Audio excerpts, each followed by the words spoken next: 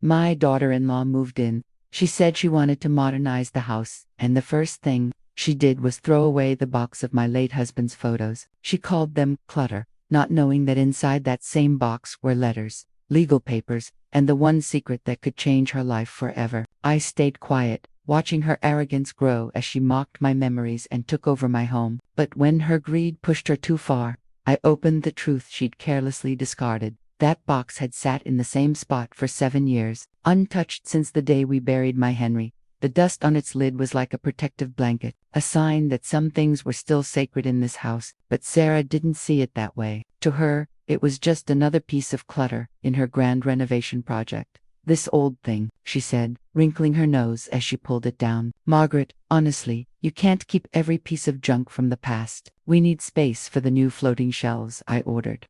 I opened my mouth to speak, but the words caught in my throat like thorns. My son David stood by the window, pretending to be very interested in something outside. His silence hurt more than Sarah's words ever could. That box contained every photograph we'd saved over 43 years of marriage. Our wedding day with Henry's crooked bow tie and my homemade dress. David's first birthday with cake smeared all over his chubby cheeks. The day we bought our first car, a beat-up Chevy that Henry polished until it shone like new. The house, this very house, on the day we signed the papers, standing proud in the front yard with our arms around each other. "Sarah, that's," I finally managed. My voice, barely a whisper. She was already walking toward the kitchen, toward the large garbage bin they'd placed there for the renovation debris. I watched in horror as she lifted the lid and dropped the box inside. It landed with a hollow thump that echoed through my entire body. Photographs spilled out slightly from the opening, and I could see the edge of one Henry and me at the beach, the summer before David was born.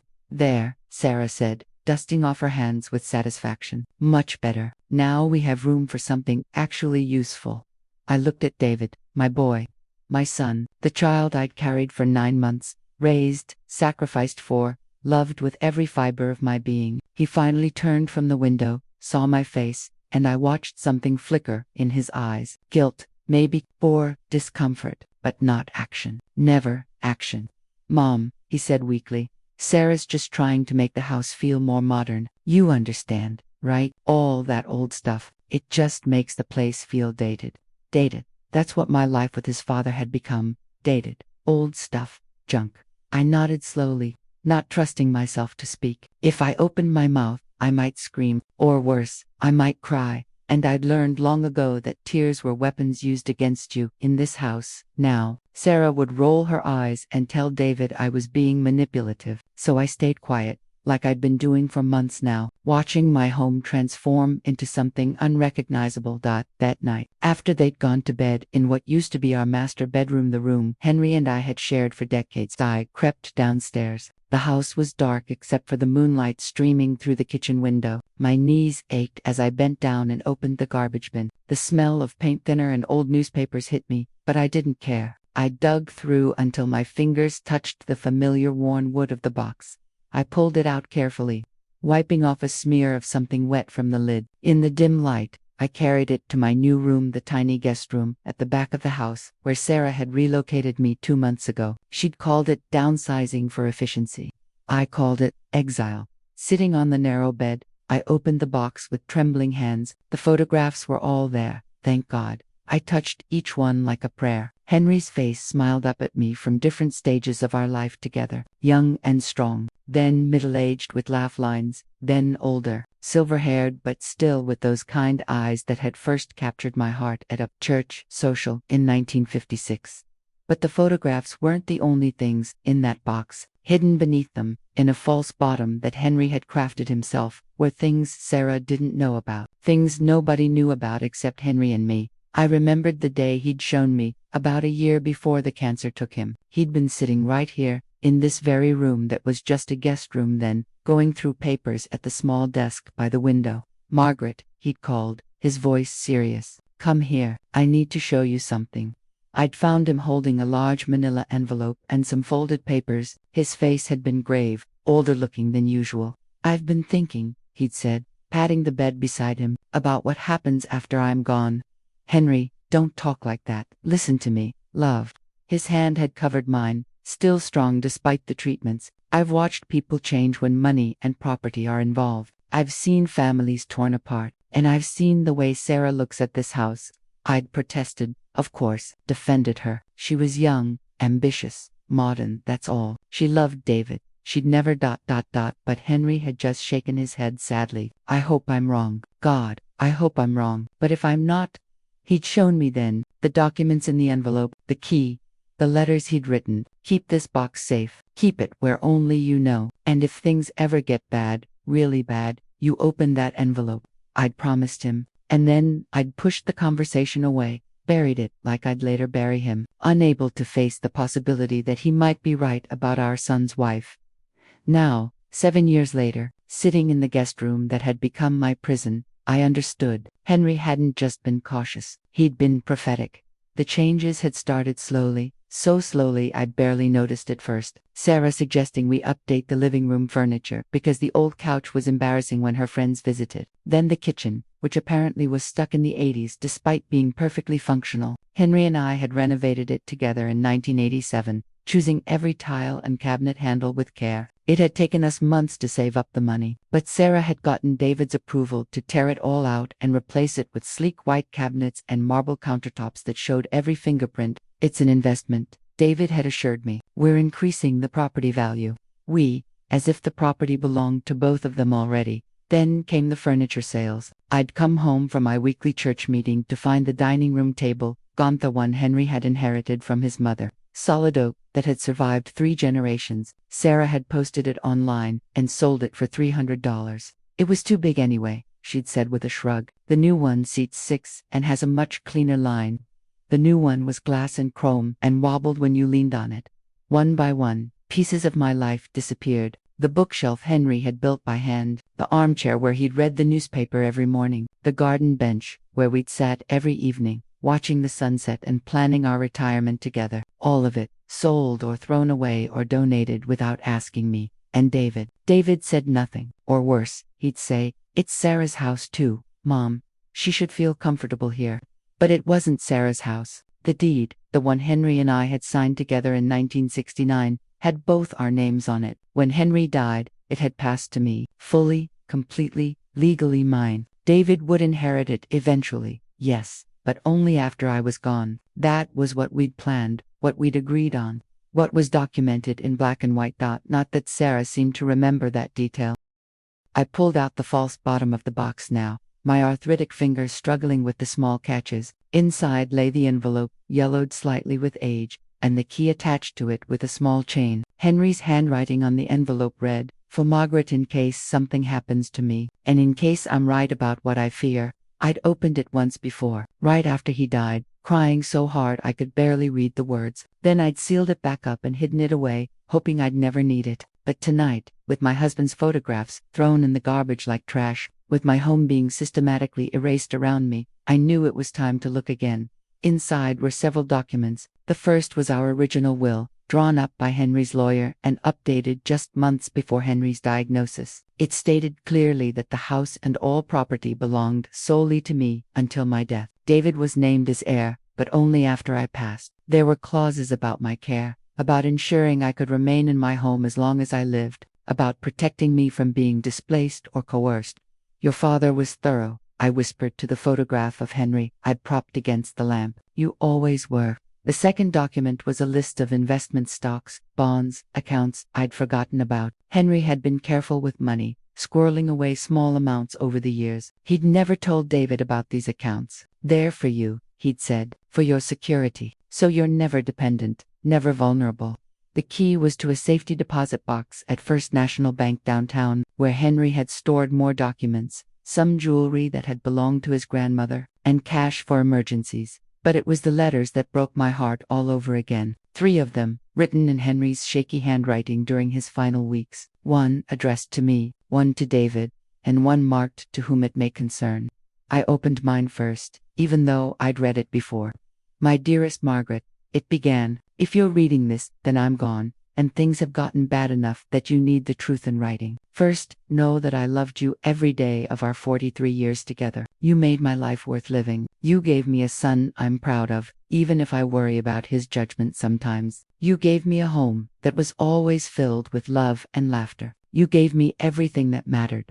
But I'm worried, my love. I'm worried about what will happen when I'm not there to protect you. I see things in Sarah that trouble me. Ambition without kindness, desire without gratitude. She looks at our home like it's already hers to do with as she pleases. She talks about when we inherit as if you're already gone. And David, my boy, doesn't see it. Or he doesn't want to see it. So I'm leaving you these documents, this key, these tools to protect yourself. The house is yours, legally and morally. Never let anyone tell you otherwise. The money is yours, to do with as you please. You earned it through every meal cooked, every floor scrubbed, every sacrifice made. It's not their inheritance to squander while you're still living. If things get bad, if they try to push you out, or sell from under you, or make you feel like a burden in your own home, fight back. You're stronger than you think, and you deserve to live your final years in peace, surrounded by your memories, in the house we built together. I love you, my darling. I always will. Don't let them erase what we had. Don't let them throw away our life like it meant nothing. Yours forever, Henry. I pressed the letter to my chest and let myself cry quietly into the darkness. Oh, Henry, you saw it all coming, didn't you? You tried to warn me, to prepare me, and I was too naive, too hopeful, too desperate to believe that family meant something, that blood ties and love would be enough. The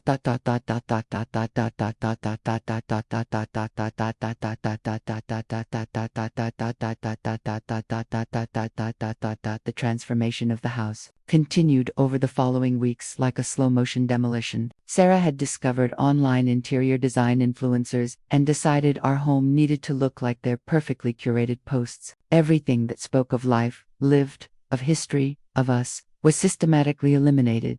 She hired painters who covered our warm cream walls with stark white and gray. The scuff marks by the stairway where David had learned to ride his first bike indoors on a rainy day. The height chart we'd penciled on the kitchen doorframe, tracking David's growth from age 2 to 18 painted over. Sarah said it looked shabby. I tried to save what I could. I rescued Henry's old toolbox from a donation pile, hiding it under my bed. I salvaged the quilt his mother had made, folded it into my tiny closet before Sarah could declare it to country for the new aesthetic. I became a thief in my own home, stealing back pieces of my life in the night. The worst part was watching David go along with it all. My son, who used to bring me dandelions from the yard when he was 5, who used to defend me fiercely against playground bullies, who used to tell me I was the best mom in the world, that boy was gone. In his place was a middle-aged man who averted his eyes and mumbled excuses. "You're being too sentimental, Mom," he said when I protested about the piano being sold. Never mind that I'd given lessons on that piano for 20 years to pay for his college textbooks. Never mind that Henry had surprised me with it for our 10th anniversary, having saved for 2 years to afford it. "You don't even play anymore." My arthritis made playing difficult, yes, but I still sat at it sometimes, touching the keys, remembering the music that had filled this house. Now it was gone. Sold to a stranger for $800, and Sarah had replaced this space with a meditation corner, complete with expensive cushions she never used. I retreated further into my small room, venturing out mainly when they were at work. I'd make my simple meals in the kitchen that no longer felt like mine, wash my dishes quickly, and disappear again. I became a ghost in the house where I'd raised my family, loved my husband, lived my entire adult life. Sarah barely acknowledged me now, except to make requests that felt like orders. "Margaret, could you watch the house? I have a cleaning service coming, and someone needs to let them in." As if I weren't capable of cleaning my own home. "Margaret, we're having people over tonight. It would be better if you ate dinner in your room." Banished from my own dining room table, the casual cruelties accumulated like stones in my pockets, weighing me down. She'd accidentally donate something of mine, then apologized with a smile that never reached her eyes. She'd rearranged the furniture so my favorite chair, the one concession. She'd allowed me to keep faced the wall instead of the window. She'd turned the thermostat down because we're trying to save money. Never mind that my old bones ached in the cold. And David was always at work, or tired from work, or agreeing with Sarah to keep the peace. The few times I tried to talk to him alone, he'd pat my hand and say, "It's hard for everyone, Mom, we're all adjusting." But I wasn't the one who needed to adjust. This was my house, my home, the place where I belonged. One evening, about 3 months after the photo box incident, I overheard them talking in the living room. I'd been in the kitchen making tea, and they must have forgotten I was there. I'm thinking we should look into selling this place, Sarah said. The market is incredible right now. We could get at least $650,000, maybe more. My hand froze on the kettle cell. David's voice was uncertain. But, Mom's still here. This is her home. David, be realistic. She's 74 years old. How much longer is she really going to be able to manage? We could take the money, buy a smaller place for us, and put her in one of those nice senior communities. She'd have people her own age, activities, medical care, on-site. It would be better for everyone. Senior community? She meant a nursing home. She wanted to sell my house out from under me and warehouse me somewhere to die. I don't know, Sarah. It feels smart. Sarah interrupted. Think about it. We're pouring money into renovations on a house that's technically hers. What if something happens to her? What if she lives another 20 years? We can't put our lives on hold forever. Silence. I held my breath, waiting for David to defend me, to say no, to show some spine. I guess we could talk to a realtor, he finally said, just to see what it might be worth. Not to actually sell, just to know our options. I set down the kettle carefully, my hands shaking too badly to pour. I left the kitchen without my tea, walking past the living room where they sat on the new couch, looking at house listings on Sarah's laptop. Neither of them looked up. Back in my room, I locked the door. I'd installed the lock myself after Sarah had walked in on me. Changing one day without knocking and sat on the bed. My heart was pounding so hard I thought I might be having a heart attack. The walls seemed to close in on me, this tiny room that had become both my refuge and my cage.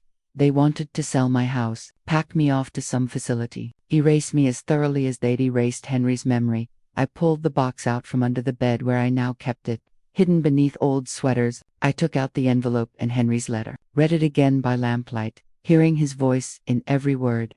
Fight back, he'd written. You're stronger than you think. Was I? I felt anything but strong. I felt old, tired, invisible. I felt like the junk Sarah had tried to throw away.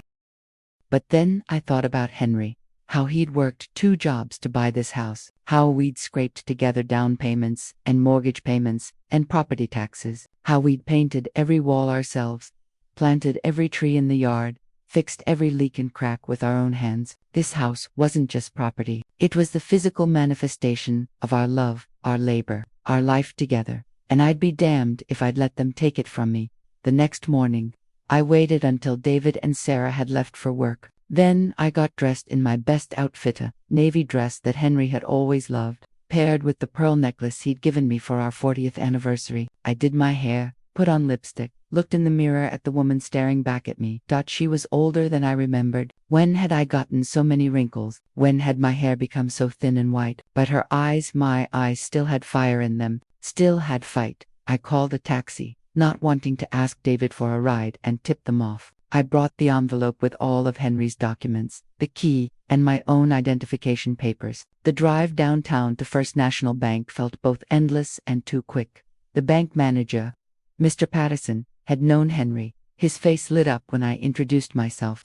Mrs. Chen, how wonderful to see you. I was so sorry about Henry. He was a good man. Yes, he was, I said, my voice steady. I'm here about the safety deposit box. Mr. Patterson took the key and led me to the vault. The box was larger than I'd expected, and heavy. He carried it to a private room and left me alone with it.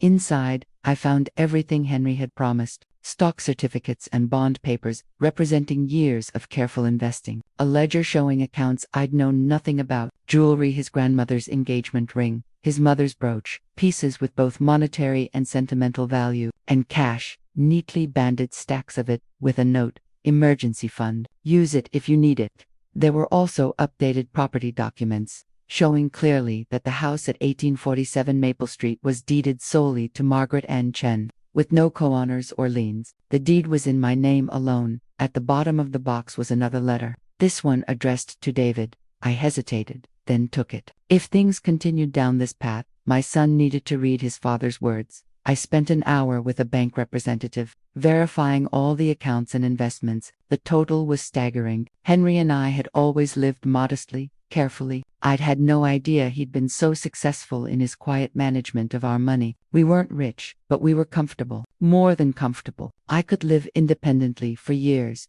decades even, without depending on anyone. I'd like to speak with the bank's lawyer, I told Mr. Patterson, about property law and estate planning. He nodded, understanding somehow, passing between us. Of course, let me set up an appointment for you. Would later this week work? Today, I said firmly, if possible. It's important. He made some calls. An hour later, I was sitting in the office of Martha Westwood, attorney at law, who specialized in elder law and estate planning. She was younger than I'd expected, maybe in her 40s, with kind eyes and an efficient manner.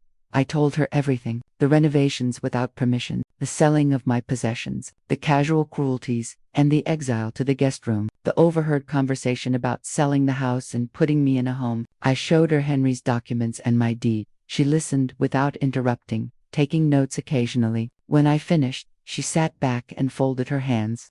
Mrs. Chen, I want to be very clear about something. This house is legally yours. Your son and daughter-in-law have no claim to it while you're alive, regardless of whether they live there or not. They cannot sell it, borrow against it, or force you to leave without your explicit, legally witnessed consent. But they're telling me what they're telling you is irrelevant. The law is clear. You're the sole owner. Furthermore, if they're disposing of your property without permission, that could constitute theft or elder abuse, depending on how we frame it. Elder abuse, the term made me flinch. That's what this was, wasn't it? I'd been thinking of it as disrespect, as cruelty, as my son's weakness, but it was abuse. What are my options? I asked, but Martha leaned forward. Several. You can formally evict them. It's your house. You can decide who lives there. You can change your will to reduce or eliminate their inheritance if you choose. You can sell the house yourself and move somewhere they can't bother you. Or, you can stay and legally prohibit them from making any changes without your written consent. She paused. What do you want, Mrs. Chen? What did I want? I thought about it. Did I want revenge, justice, peace? I want my home back, I said finally. I want to live out my years in the house my husband and I built together, surrounded by memories instead of minimalist gray walls. I want my son to remember who he used to be, and I want my daughter-in-law to understand that kindness and respect aren't old-fashioned, they're essential. Martha nodded. Then here's what we're going to do. The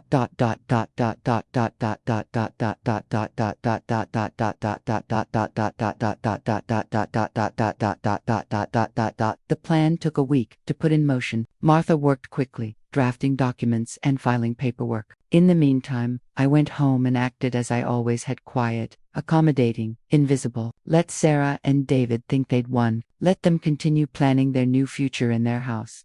But I wasn't passive anymore. I was preparing. I photographed everything in the house, documenting what Sarah had changed and what she'd sold. I went through old bank statements and receipts, proving purchase of the items she'd disposed of. I kept a journal of incidents, dates, and conversations. Martha had told me documentation was power, and I was building my case carefully. Sarah, oblivious, ramped up her efforts. She brought home paint samples for my room, wanting to change it to a home office once I was relocated.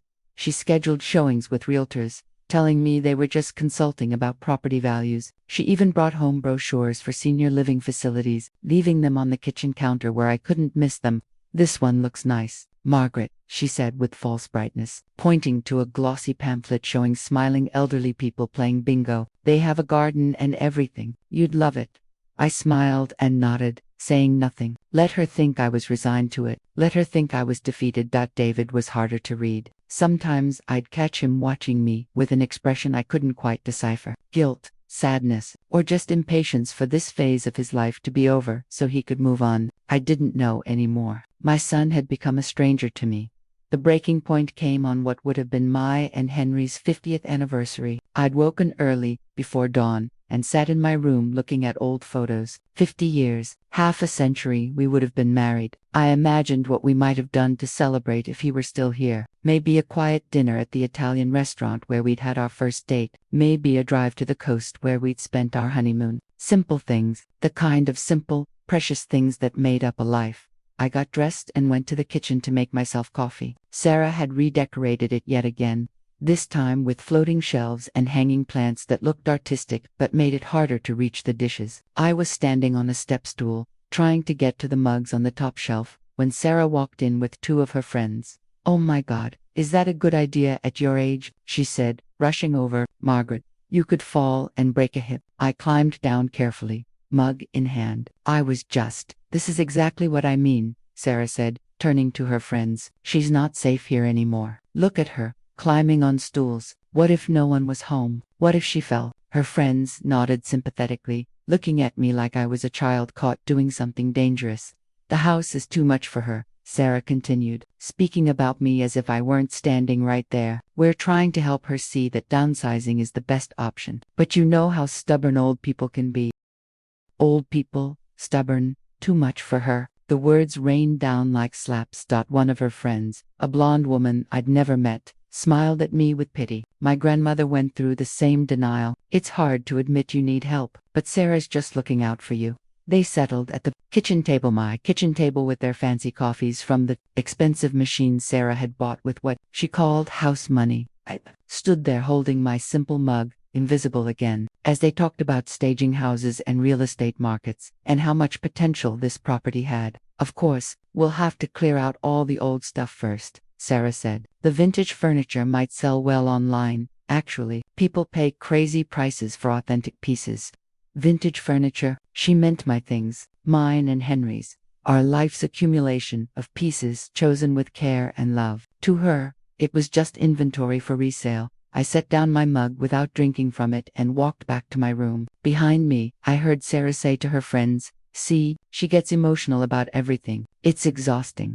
Exhausting. My grief, my attachment to my own belongings, my desire to remain in my own home, it was exhausting to her." I sat on my bed and looked around the small room that had become my world. On the nightstand was a photo of Henry I'd saved from the box. He was looking at the camera at me, since I'd been the one taking the picture, with such love in his eyes that it hurt to see. "I'm sorry," I whispered to him. "I'm sorry I let it get this bad. I'm sorry I didn't fight sooner. But I'm going to fix it now. I promise." That afternoon, while Sarah and her friends were out shopping for accent pieces, I called Martha Westwood. "It's time," I told her. "I want them out." "Are you sure?" Martha asked gently. "Once we start this process, there's no going back. Your relationship with your son will likely never be the same." I thought about David as he was now, distracted, dismissive, dutiful but not loving. Then I thought about the boy he'd been, the one who brought me flowers, who held my hand crossing streets, who told me I was his favorite person in the world. That boy was already gone. I'd lost him years ago, probably the moment he said "I do" to Sarah. I'd just been too hopeful to admit it. "I'm sure," I said. "Draw up the eviction papers." The legal documents arrived 3 days later via certified mail. I was the one who answered the door, signed for them, and took them inside. Sarah and David were both home, sitting in the living room watching something on the large TV that had replaced Henry's modest one. I walked in carrying the large envelope and stood in front of the TV until David noticed me and paused the show. "Mom, what's that?" I handed the envelope to him. "This is a formal eviction notice. You have 30 days to vacate the premises. Both of you." The silence that followed was profound. David stared at the envelope like it was a snake. Sarah's face went from confused to incredulous to angry in rapid succession. "Excuse me," Sarah said, standing up. "Eviction, Margaret. This isn't even legal. You can't just—" "I can," I interrupted, my voice steady despite my racing heart. "This house is mine. Legally, solely, completely mine. You've been living here as my guests, and I'm now asking you to leave." David opened the envelope with shaking hands and pulled out the papers. I watched his face as he read, saw the realization dawn. The lawyer's letterhead, the legal language, the property deed attached, showing my name and only my name. "Mom," he said weakly, "you can't be serious." "I've never been more serious about anything in my life, except perhaps my marriage to your father." Sarah snatched the papers from David's hands and scanned them. "This is ridiculous." "David, tell her this is ridiculous. This house will be yours eventually anyway." "Why would she eventually?" I said. "Means after I die. But I'm not dead yet, and I don't intend to spend whatever years I have left living in a guest room in my own home, watching you erase my life and sell my memories for house money." "We were improving the house," Sarah protested, "increasing the value. You should be thanking us, not thanking you." My voice rose despite my efforts to stay calm. "For throwing away my husband's photographs, for selling the piano he saved 2 years to buy me, for painting over the height chart of my son's childhood, for treating me like an inconvenient burden in the home I've lived in for 56 years. Mom, we didn't mean, David started. Didn't you? I turned to him, and all the hurt I'd been suppressing came flooding out. You stood by and watched, David. You said nothing when she threw away your father's memory box. You said nothing when she sold your grandmother's dining table. You said nothing when she moved me into a back room like a servant. You said nothing when she planned to sell this house and put me in a facility like I was already dead and gone. We were trying to help you, Sarah shouted. You're too old to maintain this place. We were doing you a favor. A favor. I laughed, and it came out bitter. A favor would have been asking me what I wanted. A favor would have been respecting my space and my belongings. A favor would have been treating me like a human being instead of an obstacle to your inheritance. Sarah's face flushed red. How dare you? How dare I? I pulled out another document from my cardigan pocket. Henry's letter to David. Your father knew. Before he died, he knew this would happen. He warned me. He left me instructions and the legal means to protect myself. I didn't want to believe him. I wanted to believe that my son would always take care of me. That family meant something, but he was right. I handed the letter to David. He wrote this for you. You should read it. David took the letter with trembling hands, but didn't open it. He looked between me and Sarah, torn and confused, and finally, showing some emotion. Mom, I didn't know it had gotten this bad. I thought you were okay with the changes. You never said, I said. I corrected quietly. You didn't listen. There's a difference. Sarah grabbed David's arm. Don't let her manipulate you like this. She's being dramatic. We can fight this legally. She's old. We could argue diminished capacity or diminished capacity. Martha Westwood's voice came from the doorway. I'd asked her to come by today, to be present when I delivered the papers. I'm Martha Westwood, Mrs. Chen's attorney, and I can assure you that my client is completely sound of mind and body. In fact, I've rarely met anyone as clear-headed about their legal rights and wishes. Martha walked in, professional in her suit and carrying a briefcase. She looked at Sarah and David with an expression that was polite but firm. The eviction is completely legal and will hold up in any court. Mrs. Chen owns this property outright, and you've been residing here without a lease or rental agreement, which makes you tenants at will. She has every right to terminate that arrangement. Martha pulled out more papers. Furthermore, if you'd like to contest this, we have extensive documentation of property disposal without owner permission, which could constitute theft. We also have evidence of financial manipulation and possible elder abuse. Elder abuse. Sarah's voice went shrill. That's insane. We've been taking care of her by moving her into a small back room, selling her possessions, and planning to institutionalize her against her wishes. Martha raised an eyebrow. I'm sure a judge would find your definition of care very interesting. David looked like he might be sick. Mom, please, let's talk about this. We can work something out. I'm sorry if we... Please don't do this. For a moment, I wavered. He was my son, my baby boy, the child I'd nursed through fevers and nightmares, supported through failures, and celebrated through successes. Could I really throw him out of the only home he'd ever known? Then I thought about the photo box in the garbage, the height chart painted over, the piano sold, the 50 years of memories treated like junk, the overheard conversation about selling the house, the brochures for senior facilities left where I'd see them like hints I was too stupid to take. You should have thought of that, I said quietly, before you threw away your father's memory. The next few days were tense and strange. David and Sarah moved around the house like ghosts, packing their belongings with mechanical efficiency. Sarah was furious, barely speaking to me except to make bitter comments about ungrateful old people and family betrayal. But she was packing, and that was what mattered. David tried several times to talk to me. He'd knock on my door in the evening, ask if we could discuss things. Each time, I told him the same thing. You have 27 days left. We can talk after you've moved out and had time to think about why this happened. I wasn't trying to be cruel. I genuinely believed he needed space away from Sarah's influence to really examine what had transpired. As long as she was in his ear, justifying and rationalizing, he'd never see clearly. On the 5th day, I found him in the garage, packing tools. He was holding Henry's old hammer, the one with the worn wooden handle that had built half the furniture in the house. I remember Dad teaching me to use this, David said without looking at me. I was maybe 7. We were building that bookshelf for my room. You hit your thumb with it and cried, I said softly. Your father kissed it better, and told you every carpenter has scars. David set down the hammer carefully. I read his letter, the one you gave me. I waited. He said he was worried about me, that I was too eager to please, too afraid of conflict. He said he hoped I'd grow a backbone before I needed one.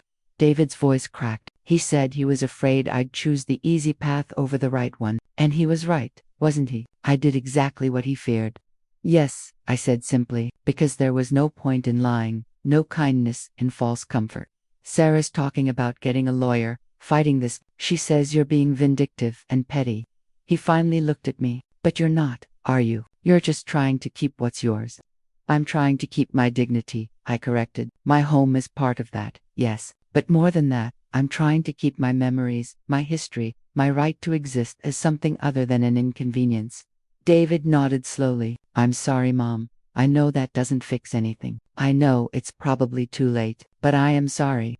Sorry is a start, I said, but it's not enough. You need to understand what you did to what you allowed to happen, and then you need to decide who you want to be going forward. He picked up the hammer again, turned it over in his hands. Can I take this? I know it was Dad's, but I almost said no, almost claimed it back out of spite or protection. But I saw something in David's face, a flicker of the boy he'd been, the man Henry had hoped he'd become. Yes, I said, your father would want you to have it. He'd want you to remember what he taught you, not just about carpentry. David packed the hammer carefully in a box marked garage, and went back to work. We didn't speak again, but something had shifted slightly. Not forgiveness exactly, but perhaps the first step toward understanding. Sarah, on the other hand, became increasingly hostile. She accidentally broke a teacup that had belonged to my mother. She left lights on throughout the house, and the heat turned up high, running up utility bills she knew I'd have to pay. She invited friends over, and they laughed loudly late into the night, clearly trying to make me uncomfortable. I endured it all with quiet patience. 27 days, 26, 25. I could outlast anything for 25 more days.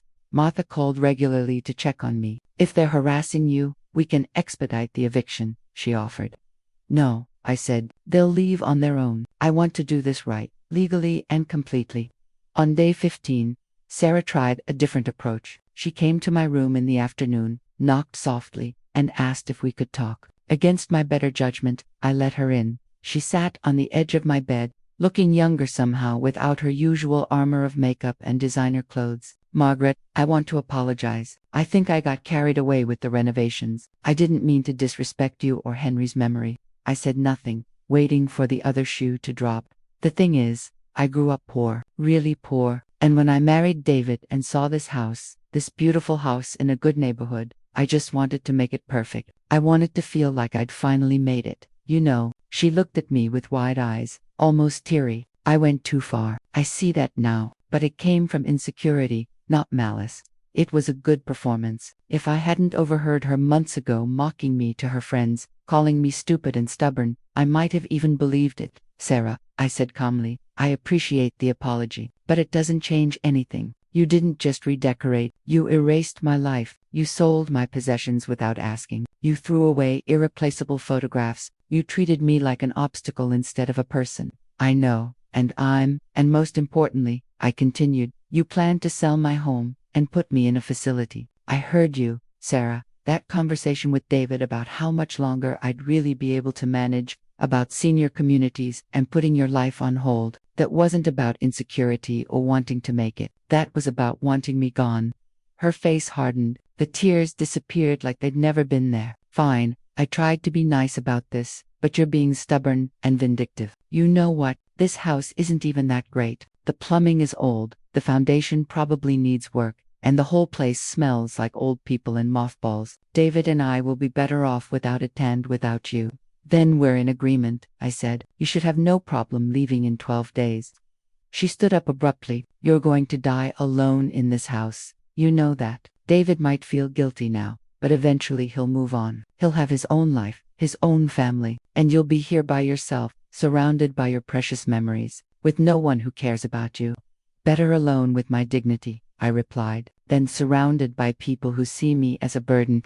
Sarah stormed out, slamming the door hard enough to rattle the frame. I sat there for a moment, my heart pounding, then opened the drawer of my nightstand and pulled out Henry's photograph. She might be right. I told him quietly. I might end up alone. But you know what? I think I'd rather be alone and free than together and imprisoned. The remaining days passed in cold silence. Sarah and David barely spoke to each other, let alone to me. I heard them arguing late at night in their bedroom, her angry, him defensive, both of them stressed and unhappy. Part of me felt guilty for causing this rift between them, but a larger part reminded me that I hadn't caused anything. I'd simply refused to be complicit in my own erasure.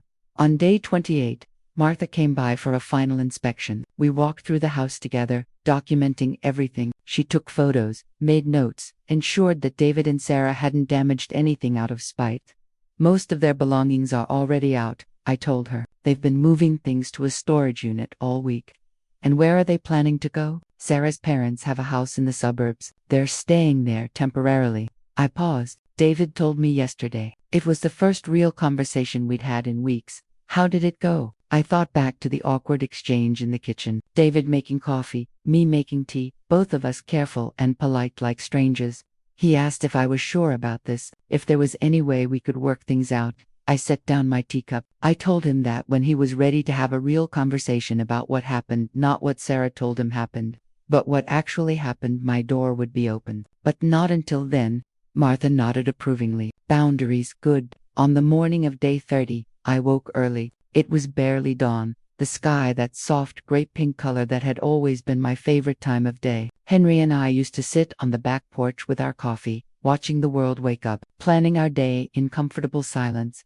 I got dressed carefully in a simple blue dress, did my hair, made myself presentable. Then I went to the kitchen and started making breakfast. Real breakfast: scrambled eggs, toast, bacon, the kind of meal I used to make for my family every Sunday morning. David came down first, drawn by the smell. He stopped in the doorway, surprised. Mom, you didn't have to. I wanted to, I said simply. One last meal in this house as a family. Sit, he sat. Sarah came down a few minutes later, wary and uncomfortable, but she sat too when I put a plate in front of her. We ate in silence for a while, then David cleared his throat.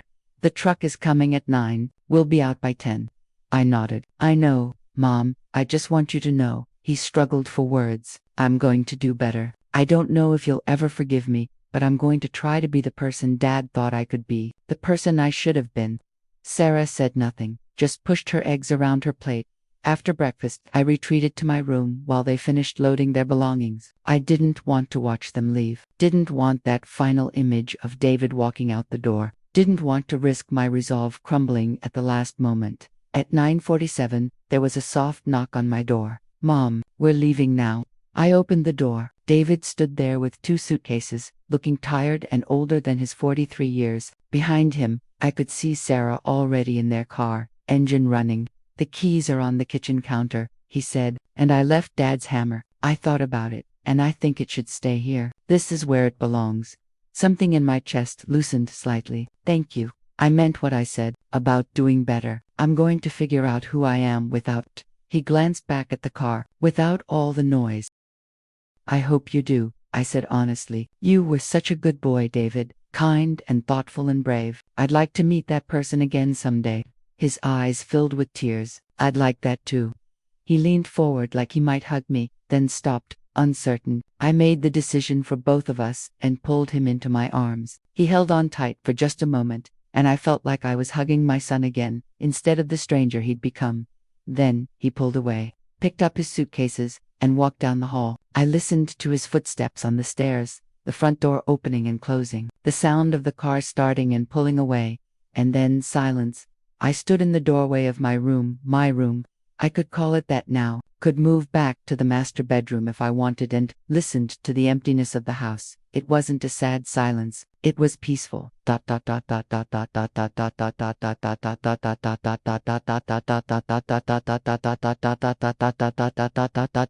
first few days, alone, were strange. I'd lived in this house for 56 years, but it had never been truly empty before. Even after Henry died, David had visited regularly, had stayed for dinners, had filled the space with his presence. Now it was just me and the memories. I started slowly, room by room, reclaiming my home. The first thing I did was move back into the master bedroom. Sarah had redecorated it in shades of gray and white. all the warmth stripped away, but the bones of the room were still there. The wide windows where Henry and I used to watch storms roll in, the closet where we'd hung our clothes side by side for decades, the bathroom where we'd gotten ready together every morning. I brought back what I could: the quilt I'd saved from Henry's mother, the photographs I'd hidden away, small things that made it feel like ours again instead of a hotel room. The living room took longer. Sarah's furniture was gone. They'd taken the modern couch and the glass coffee table, which meant the room was nearly empty. But in the garage, I found some of our old pieces that Sarah had relegated to storage instead of selling. The couch was worn but comfortable, reupholstered twice over the years, but still solid. Henry's armchair, the leather cracked but molded to his shape. I dragged them back in, one piece at a time, grateful for the strength I still had in my old bones. I painted over Sarah's gray walls, returning them to the warm cream color Henry and I had chosen together. It took me 3 weeks, working slowly, carefully, my arthritis flaring in the evenings, but I didn't mind. Each brushstroke was an act of reclamation. The kitchen was harder. Sarah had done so much there, ripping out cabinets and replacing appliances. I couldn't undo all of it, didn't have the money or the energy, but I could put my dishes back where I wanted them, could hang Henry's old calendar on the wall, could place the ceramic rooster we'd bought on our 20th anniversary on the windowsill where it had always lived. Slowly, painfully, lovingly, I brought my home back to life. Martha called weekly to check on me. "How are you managing? Do you need anything?" "I'm fine," I told her honestly. "Better than fine. I'm home." After a month, I hired a local teenager to help with the yard work. The garden had been neglected. Sarah thought flowers were a waste of water and I wanted to replant Henry's roses. The boy, Tommy, came twice a week and did the heavy work while I directed and did the lighter tasks. It was nice having young energy in the house again, even if just for a few hours. "My grandma has a house like this," Tommy told me one afternoon. "Old but, like, full of stories, you know. She says new houses don't have souls yet." "Your grandma sounds wise," I said, handing him lemonade. "This house has seen a lot of life. Births and deaths, celebrations and sorrows. These walls have absorbed all of it." Tommy looked around the yard appreciatively. "Must be nice, having that kind of history." "It is," I agreed, "even when it hurts." I started attending church again, something I'd stopped doing during Sarah's reign. The community there welcomed me back warmly, asking where I'd been, telling me I'd been missed. I joined the volunteer group that made meals for Shat, finding purpose in helping others. Even as I rebuilt my own life, Mrs. Henderson, who'd been my friend for 30 years, came over for tea one afternoon. She looked around the restored living room and smiled. "It looks like you again," she said. "When Sarah was here, this place felt like a museum, cold and untouchable. Now it feels lived in." "That's because it is," I said. "I'm not trying to impress anyone or increase property values. I'm just trying to live." "And David?" she asked gently. "Have you heard from him?" I had, sporadically, a text message checking in, an email asking how I was managing. Nothing substantial, nothing deep, but something, small threads of connection that suggested he was thinking about me, even if he wasn't ready to face me fully. "He's finding his way," I told Mrs. Henderson. "It takes time." 3 months after the eviction, David asked if he could visit. Just him, without Sarah. I agreed, nervous and hopeful in equal measure. He arrived on a Saturday morning carrying my favorite and looking uncertain on the porch of his childhood home like a stranger asking permission to enter. "Come in," I said, opening the door wide. He walked through slowly, taking in the changes, the restored furniture, the photographs back on the walls, the warmth that had returned to the space. When he saw Henry's hammer hanging in a place of honor above the fireplace, he stopped. "You kept it here." "It belongs here," I said, "but you're welcome to borrow it when you need to build something." We sat in the living room, him on the couch, me in my chair, and talked, really talked, for the first time in years. He told me about marriage counseling, about conversations with Sarah, about respect and boundaries, and his own complicity in what had happened. "She didn't understand at first why you kicked us out. She thought you were being cruel, but I finally explained it to her. You weren't punishing us. You were saving yourself, because we wouldn't stop. We couldn't see what we were doing, and you had to make us see." "And does she see now?" David hesitated. "I don't know. She says she does, but I think she's more sorry that there were consequences than sorry for what she did, if that makes sense." It did. Some people regretted their actions. Others only regretted getting caught. "And you?" I asked.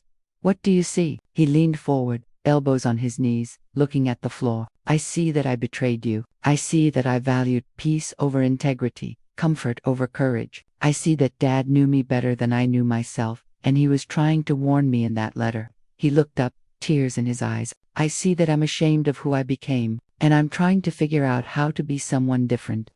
That's all anyone can do, I said softly. Recognize the mistakes and try to do better. We talked for hours that day, about Henry, about David's childhood, about the house and the memories it held. I showed him the height chart I'd carefully repainted on the back of the kitchen door frame, recreating it from memory and old photographs. He traced his fingers over the pencil marks like they were sacred. I'm sorry, I let her paint over this, he said. I'm sorry, I let her paint over everything. Before he left, he asked if he could come back regularly, not to live, not to take over, but just to visit, to help with repairs, to share meals, to rebuild what had been broken. I'd like that, I said. But David, you need to understand something. Forgiveness is a process, not a moment. I'm glad you're here. I'm glad you're trying. But trust has to be earned back slowly. I know, he said. I'm not expecting everything to be fixed today. I just want the chance to try. After he left, I sat in Henry's armchair and looked around my reclaimed home. The afternoon light streamed through the windows, illuminating dust motes dancing in the air. Somewhere in the house, a floorboard creaked, the familiar sound of an old house settling, the sound of home. I thought about Sarah's prediction that I'd die alone in this house. Maybe I would, maybe David would continue to visit, or maybe he'd drift away again. Maybe I'd have years left, or maybe only months. There were no guarantees in life, no promises that things would work out the way you hope. But I had this moment, this house, these memories, this hard-won peace. I got up and went to the mantel where I'd placed Henry's photograph, the one of him smiling on the porch, the one that had survived being thrown away, the one that had reminded me what I was fighting for. You were right, I told him quietly, touching the glass frame with gentle fingers, about everything, about Sarah, about David needing to find his spine, about protecting myself. You were right to leave me those documents, that key, those letters. You were right to love me enough to prepare me for the worst, while hoping for the best. I traced his face with my fingertip, remembering the feel of his skin, the warmth of his hands, the safety of his arms. I miss you every day, I whispered, every single day. But I'm okay. I'm going to be okay, because you taught me that love isn't just about being together, it's about building something that lasts, even when you're apart. And what we built here, in this house, in this life, it lasted, it survived, it's still here. Outside, Tommy was finishing up the yard work. I could hear the lawnmower's steady drone, a sound that meant care and maintenance, and someone investing in the future. The roses he'd helped me plant were starting to bloom, pink and white and yellow, just like Henry's had been. I had invited Mrs. Henderson for dinner tomorrow. I had a church meeting on Wednesday. I had Tommy coming back on Friday to help trim the hedges. I had David visiting again next weekend. I had books to read and shows to watch and meals to cook and life to live. I had my home. That night, I did something I hadn't done since before Sarah and David moved in. I went out to the back porch with a cup of tea and sat in the old rocking chair that had somehow survived the purge. The evening was cool, the sky painted in shades of purple and gold as the sun set. I rocked slowly, listening to the familiar creak of the chair, breathing in the scent of the roses, feeling the solid wood of my porch beneath my feet. Love can be blind, I said softly, repeating the words I'd spoken to Henry's photograph, but truth never is. A breeze rustled through the garden, and I chose to believe it was Henry, acknowledging my words, proud of me for fighting back, glad that I'd saved what we'd built together. I stayed there until the stars came out, until the tea grew cold in my cup, until the night wrapped around me like a blanket. And when I finally went inside, locking the door behind me, turning off the lights one by one, I did so with a peace I hadn't felt in years. This was my house, my home, my life, mine and Henry's, built with love and sacrifice and partnership. And no one, not my son, not his wife, not anyone could take that away from me again. I'd fought for it. I'd reclaimed it. And now I would live in it, surrounded by my memories, held by my history, at peace with my choices. Sarah had been wrong. I wouldn't die alone in this house. I'd live fully in it. And that made all the difference.